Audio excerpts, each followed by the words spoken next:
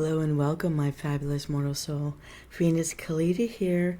Sometimes it's great to have a break and just read a book. And I thought a lot of people these days don't have time to read a book. You need your hands free to do other things, but wouldn't mind listening to someone read to you.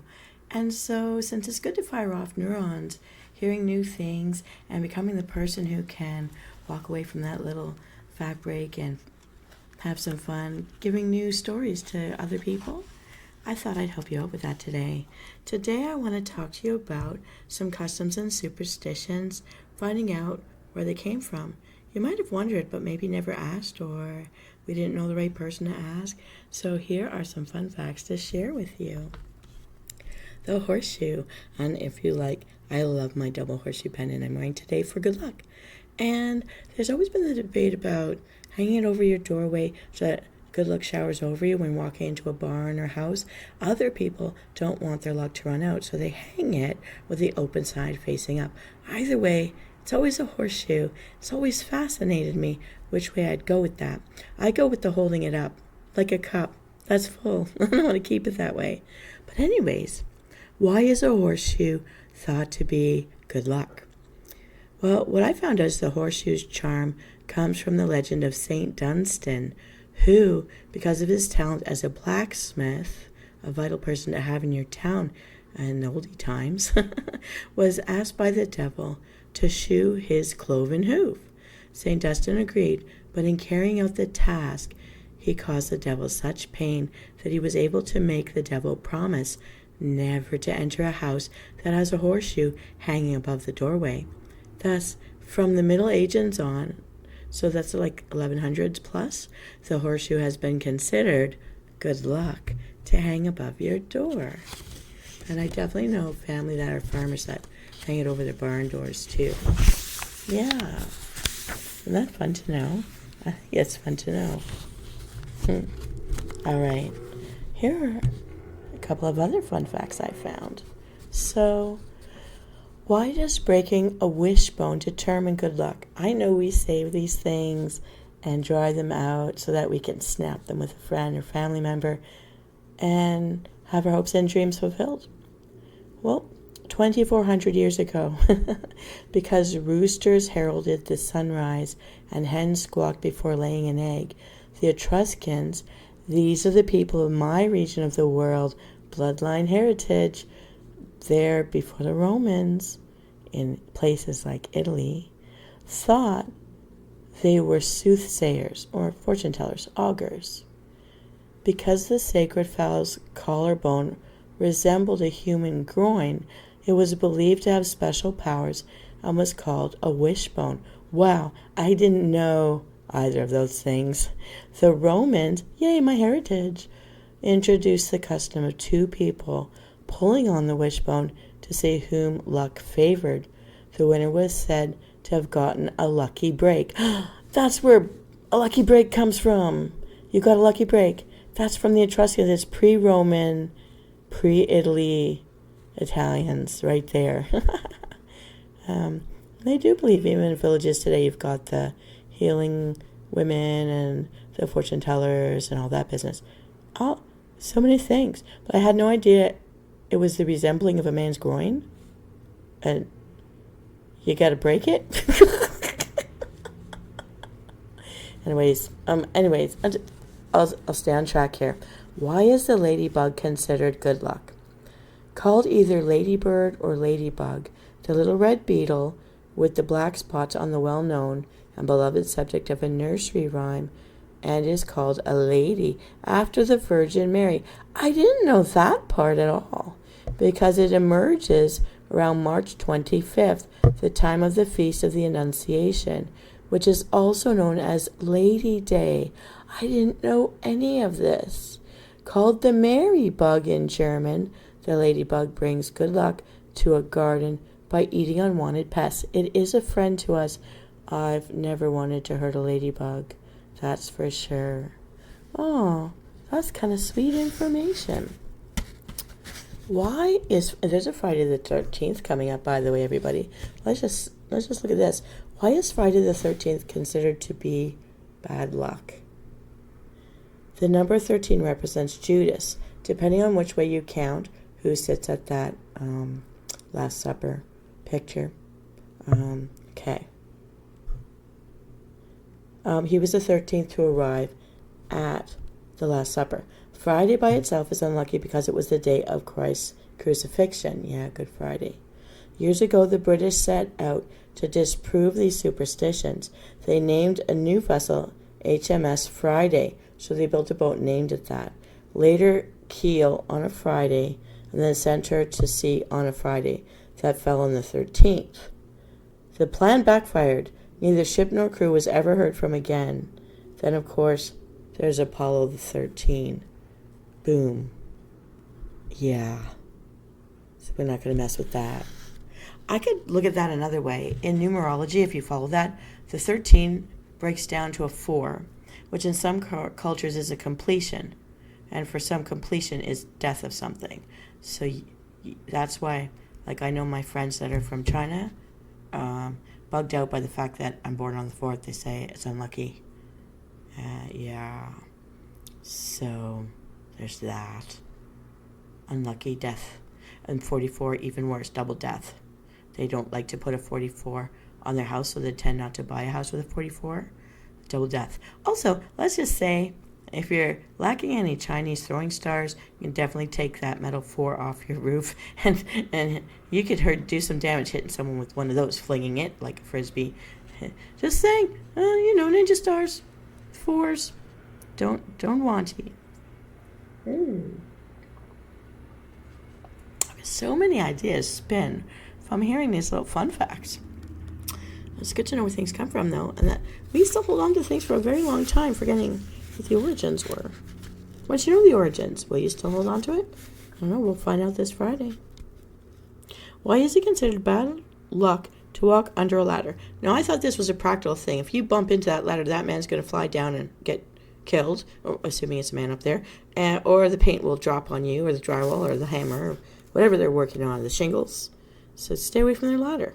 That's common sense. But okay, this superstition comes from the idea that many early cultures considered a triangle to be a sacred symbol of life.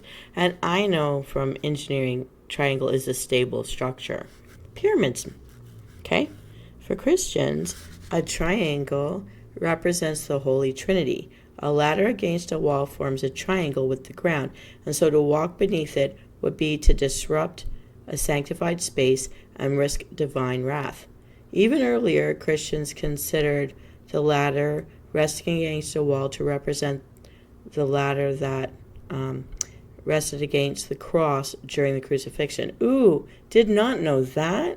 Ow, I don't like that at all. And therefore evil.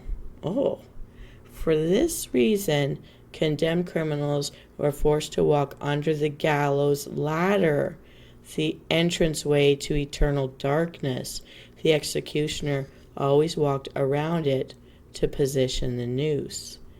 Ah, days before TV, people. Oh my goodness. How did spilling salt become a symbol of bad luck? Okay, I know this one. I grew up with this one. Always taught to take the spilled salt and in a pinch and throw it 3 times over your right shoulder to blind the devil so he stops looking at you. Okay, as man's first food seasoning and later a food preservative and a medicine, salt has been a precious commodity for 10,000 years. So, spilling it was costly as well as bad luck. This superstition was enhanced by Leonardo da Vinci's painting of the Last Supper, within which Judas has spilled the table salt as a foreboding of tragedy. I didn't know that detail. I knew there was lots of symbolism in that painting. How clever. I want to go back and look at that. Because good spirits sat on the right shoulder and evil on the left. You know, the devil on your shoulder, the angel on your other shoulder. I always thought that was a cartoon thing. Now I know where it comes from. Okay. Tossing spilled salt over the left shoulder became an antidote for that bad luck. Yeesh. All right. Why do we cross our fingers wishing for luck? Crossing our fingers for luck predates Christianity and originally involved 2 people. In the pagan ritual, a close friend placed his or her index finger over the index finger of the person making the wish. Okay, in order to help trap the wish at the center of a perfect cross, which is where benevolent spirits lived. To ensure the wish stayed in place and on the wisher's mind, it was often tied to the finger with string. I thought that was just like a memory trick, a practice that eventually evolved into a memory aid. Oh, well, that all is very interesting. And it's also reminding me of that moment in Harry Potter when Snape and Malfoy, Mrs. Malfoy, Draco's mother, had to bind their arms. They didn't just do a finger. That was like even more intense of a bond, of a wish, I guess, for well-being for Draco. Wow, very interesting stuff. I don't even know how that all began. Yeah, I've seen people say put that elastic band or tie that string around your finger to remember your wish and things like that. Interesting. So it used to be bound between two people trapping a wish. The concept of trapping a wish is very interesting, making it like a tangible thing to be worked towards, I guess. Interesting. So casting out the secret, those intentions, don't just let them fly around in the air freely. You got to trap that down. Lock it down. Lock down your wishes now. Get a friend to help you. Interesting stuff. I do find this interesting. Chicken? You? Yes? Happy? Katie? Unconcerned? Just watching the viewer? Teddy? I think you're adorable, and yet you have a menacing look to your eyes. I don't know. But yes, let's trap a wish. Let's trap a wish, everybody. Maybe I'll make that my title. Let's trap a wish and find out why. Trap a wish and find out why. Yeah. That's interesting. Okay. All right. Here's one more for you guys. Hope you're enjoying your little coffee break, tea break, hydration break. I don't know what to call it these days. Your beverage break. Really, I just don't want to deal with those people out on the other side of this wall. Break. All right. So yeah, I'm glad I could keep you company. Okay. One more fun fact for the day. Little food for your brain. Little brain break. Here we go. Why do we say bless you after a sneeze? And ancient Greeks believed a blessing might prevent evil from entering your body during its unguarded state while you sneeze. Interesting. I was always taught that it was to stop, cover your mouth, cover your nose when you yawn or sneeze to stop your soul from escaping your body because it doesn't want to be there. It wants to transcend. Another thing we must trap. There's a lot of trapping going on back in the day. All right. Many days ago. Anyways. So, it comes from the Black Plague of 1665 when sneezing was believed to be one of the first symptoms of the disease. Now, this was the Black Plague killed so many, and you would get bruising and all. You know why? Wells taking water from the church. Well, what's in the church ground? Dead bodies rotting away to ash, so to speak. And so when the rain and the snow melts and goes through, becomes groundwater, well, that's your well water, people. That's why they got Black Plague. It was zombie-infested water. For reals. It was terrible. There's a lot that happened back then. It was terrible. Okay, anyways, understanding of germs and stuff wasn't there yet. Okay, so it'd be one of the first symptoms of disease was the sneezing. Infection meant certain death. And so the symptom was greeted with the prayer, God bless you, which through time has been shortened to bless you. Oh, they thought, oh my goodness, you're going to be going next. Let's hope God gives you mercy and keeps you around. Yikes. It was a terrible thing. Why do we call sadness the blues? This one's interesting. And also there's a music style called the blues with lyrics about sadnesses. Right. The blues were around long before African Americans put them to music. The expression originates in the belief of early English settlers that blue devils or mean spirits had followed them to their new land from Europe. Okay. These devils were thought to be the cause of sadness, and so a bout of depression was called the blues, because no one could have been sadder than the black slaves. Their raw expression of the mood is a unique and brilliant music form became known as the blues. So That's very, very sad.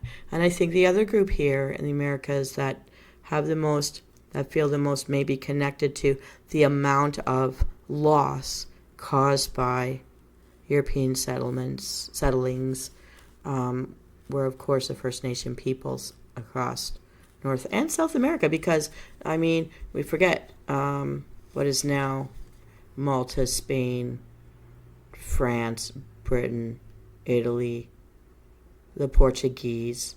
They were here. Montezuma's revenge, Spanish gold, that all, Azteca, that all was happening too, North and South. Yeah. And share grievances. Wow. Well, I don't want to end things on a sad note at all. Superstitions are quite fascinating, and the customs that survive. It fascinates me just how long these things have survived. It's a lot. Well, I think I'm going to save the rest of my research for another day so that I can keep you entertained whenever you need a break. I don't want to bore you. I always love to come back with something new for us to talk about. All right, Msoul. Have a wonderful day out there. Wishing you the best of luck, of course. No fingers need be crossed. But if anyone has forgotten to tell you today, you're awesome. Stay awesome. And if you know anything about a superstition I haven't talked about and want to share, I'd love to know. Let us know in the comments, and let's share everything. It's always interesting to play around in our minds with these fun facts. And if you don't mind, I'm going to keep saving up my little chicken collarbones because I have a few wishes to lock down. Well, I'll see you next time. This is Callida signing off.